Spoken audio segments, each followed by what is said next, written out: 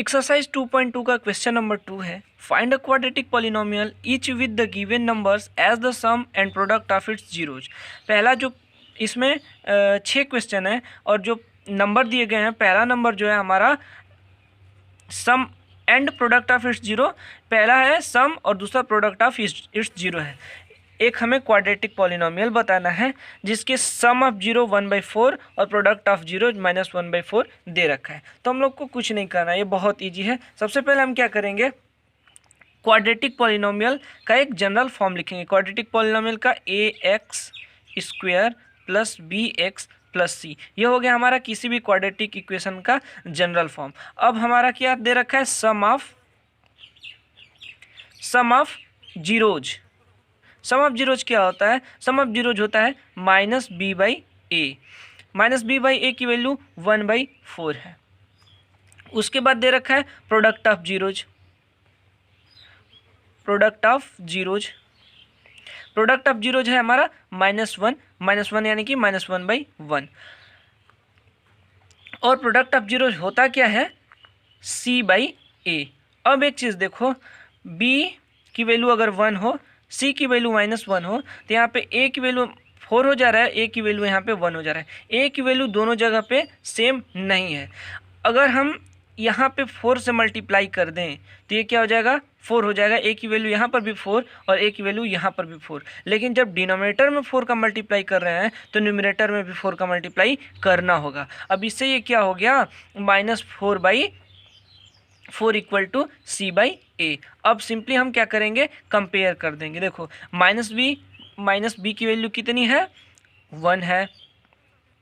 a की value दोनों जगह 4 है और c की वैल्यू कितना है, -4 है। अब क्या करेंगे, ये जो हमारा जनरल फॉर्म है इसमें हम उसकी वैल्यू को कर देंगे पुट। a की वैल्यू 4 है, a हो जाएगा 4x²। b की वैल्यू कितनी है, यहाँ से -b = 1 है तो b = -1 हो जाएगा, तो यहाँ से -x हो गया।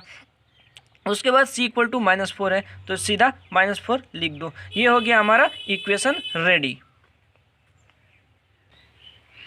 अब आते हैं क्वेश्चन नंबर सेकंड के सेकंड पार्ट पे। सेकंड में दे रखा है sum of zeros 2, product of zero 1/3। Sum of zeros लिखो, सम ऑफ जीरोज क्या होता है, -b/a। -b/a की वैल्यू है √2/1। उसके बाद प्रोडक्ट ऑफ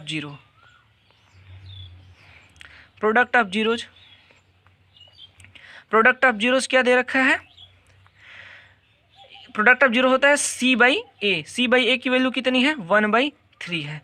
अब देखो यहाँ पे कंपेयर अगर करेंगे तो a की वैल्यू 1, a की वैल्यू यहाँ पे 3 है, तो कोई बात नहीं, यहाँ पर 3 से मल्टीप्लाई कर देंगे तो a की वैल्यू दोनों जगह बराबर हो जाएगा। लेकिन जब यहाँ पे डिनोमिनेटर में 3 से मल्टीप्लाई कर रहे हैं तो ऊपर भी मल्टीप्लाई कर देंगे, इसलिए ये क्या हो जाएगा, -b की वैल्यू √2 3√2 हो गया ओवर 3। अब जब हम कंपेयर करके लिखेंगे -b = 3√2 तो b = -3√2 हो जाएगा, b = -3√2 हो गया। उसके बाद c की वैल्यू क्या हो जाएगी, c की वैल्यू 1 और a की वैल्यू क्या है, a = 3 है। तो अब हम क्या करेंगे, जो जनरल फॉर्म होता है ax² plus bx plus c, इसमें हम क्या करेंगे, पुट कर देंगे। तो देखो a की जगह पे हम 3 रखेंगे, 3x² प्लस b हमारा कितना आया है, -3√2 -3√2x प्लस c कितना है, 1 है। हमारा फार्मूला, हमारा क्वाड्रेटिक पॉलिनोमियल बनके तैयार हो गया। अब देखो थर्ड में क्या दे रखा है, सम ऑफ जीरो 0 है, प्रोडक्ट ऑफ जीरो √5 है। इसको हम क्या लिखेंगे, एकदम अच्छे से लिखो, सम ऑफ, कोई भी स्टेप स्किप करोगे तो समझ में नहीं आएगा। सम of zeros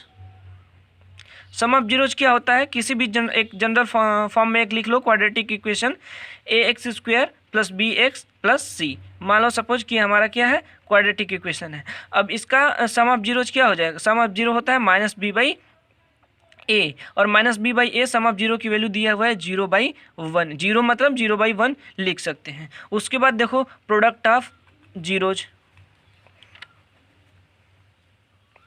product of zeros क्या होगा, सी बाई ए होगा। सी बाई ए की वैल्यू दिया है √5/1। अब यहाँ पर देखो ए की वैल्यू यहाँ पर भी 1 है, ए की वैल्यू यहाँ पर भी 1 है। अब सबको कंपेयर कर दो, बढ़िया से सब समझ में आ जाएगा। माइनस बी की वैल्यू 0, यानी कि बी की वैल्यू भी हो जाएगी 0, B equal to 0, A equal to 1 और सी इक्वल टू √5। अब हम कर देंगे इस इक्वेशन में पुट। तो यहाँ पे देखो b की वैल्यू 0 है, तो ये वाला जो टर्म है वो ख़त्म हो जाएगा। ax², a की वैल्यू कितनी है 1, यानी कि हमारा जो इक्वेशन बनेगा x², और डायरेक्ट अब c पे आते हैं, x² प्लस √5। ये हो गया हमारा इक्वेशन तैयार। अब आते हैं हम लोग फोर्थ पार्ट पे। 1 और प्रोडक्ट ऑफ जीरो भी दे रखा है 1। यहाँ पे अब आराम से लिखो, एक मान लो कि उसका जनरल इक्वेशन एक लिख लो, let the equation be ax² plus bx plus c। अब क्या करेंगे, sum of zeros, sum of zeros क्या होता है, माइनस बी बाई ए होता है। माइनस बी बाई ए की वैल्यू 1/1 दे रखा है, 1 दिया है, 1/1 अपने से लिख लिए हैं। उसके बाद product of zero, product of zeros क्या है, प्रोडक्ट ऑफ जीरो भी 1 लिखा है, और प्रोडक्ट ऑफ जीरो होता है सी बाई ए। सी बाई ए की वैल्यू 1, यानी कि 1/1 इसको भी लिख सकते हैं। अब यहाँ पे देखो अगर कंपेयर करोगे तो b की वैल्यू क्या हो जाएगी, -1, माइनस b की वैल्यू है 1, तो b की वैल्यू 1 हो जाएगी। सब कुछ 1 है, सिर्फ b -1 है। a equal to 1, b equal to -1 और c इक्वल टू 1। हम लोग क्या करेंगे कि सबकी वैल्यू को इस जनरल इक्वेशन में पुट कर देंगे। देखो a की वैल्यू है 1, तो ये हो जाएगा हमारा इक्वेशन x², b की वैल्यू है -1 यानी कि -x, और c की वैल्यू है 1, तो ये हो गया 1, और ये हमारा हो गया एक इक्वेशन, क्वाड्रेटिक इक्वेशन तैयार।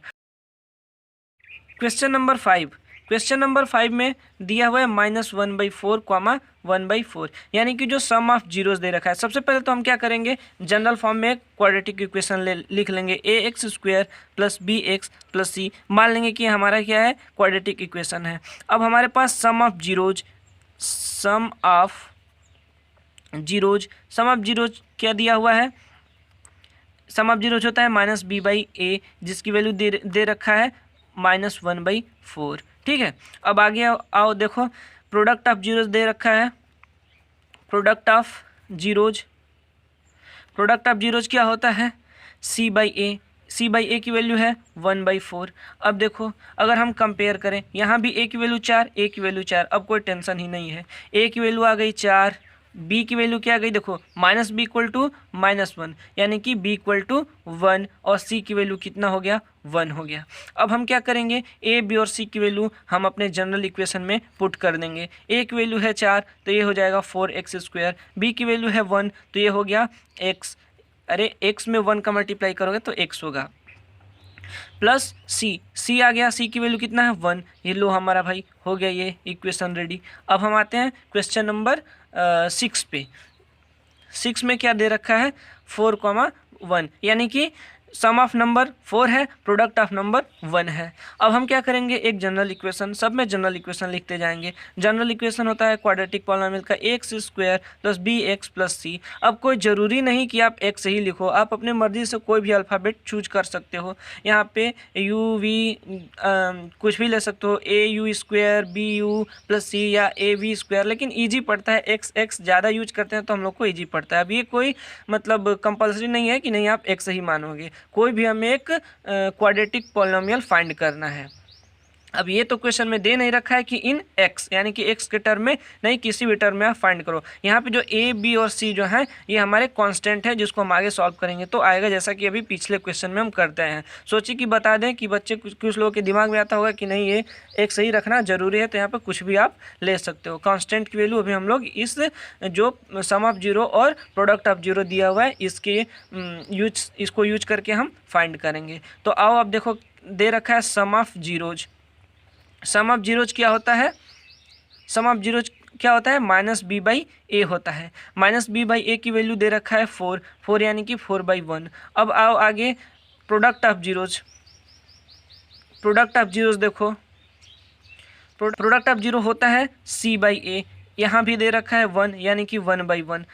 ए की वैल्यू यहाँ पर भी 1 है, ए की वैल्यू यहाँ पर भी 1 है। अब कोई टेंशन की बात नहीं है। अब सीधा सीधा लिखेंगे A equal to 1, B equal to, देखो B minus B equal to 4, तो बी इक्वल टू हो जाएगा -4। अब देखो सी की वैल्यू क्या है, 1 है। अब ए बी और सी का जो भी वैल्यू है उसको हम अपने जनरल फॉर्म का जो पॉलिनोमियल है, क्वाड्रेटिक पॉलिनोमियल, उसमें पुट कर देंगे। ए है 1, तो ये हो जाएगा x² प्लस b की वैल्यू है -4, यहाँ पे -4 लिखो, -4x। उसके बाद c कितना है, 1 है। ये हमारा इक्वेशन बन गया x² माइनस 4x प्लस 1। हो गया ये हमारा क्वेश्चन सॉल्व। और इसी के साथ हमारा ये एक्सरसाइज भी यहीं पे ख़त्म होता है।